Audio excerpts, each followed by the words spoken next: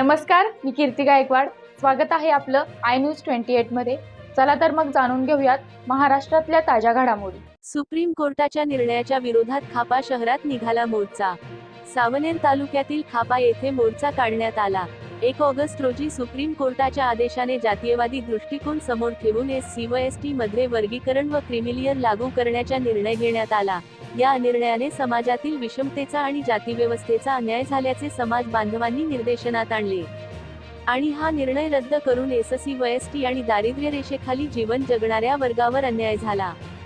याच्या विरोधात गुमगाव मॉयल येथील नवीन वस्ती येथील क्षमता सांस्कृतिक मंडळ व बिर्ला मुंडा समिती व शहरातील नागरिक यांच्या वतीने मोर्चा काढण्यात आला व तो मोर्चा डॉक्टर बाबासाहेब आंबेडकर येथून निघून बस स्टॉप येथे पर्यंत जाऊन तो मोर्चा खापा पोलीस स्टेशनला देण्यात आला. तिथे ठाणेदार विशाल गिरी यांना निवेदन देण्यात आले आणि हे निवेदन खापा पोलीस स्टेशन मार्फत शासनाला हे अधिनियम रद्द करण्यासाठी विनंती करण्यात आली.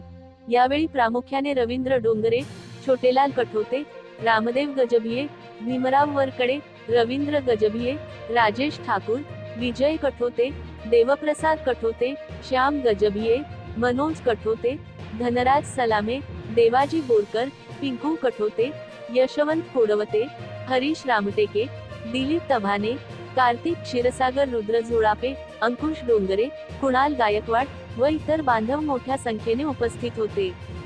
प्रतिनिधी पुरुषोत्तम नागपूरकर, सावनेर तालुका ची रिपोर्टर.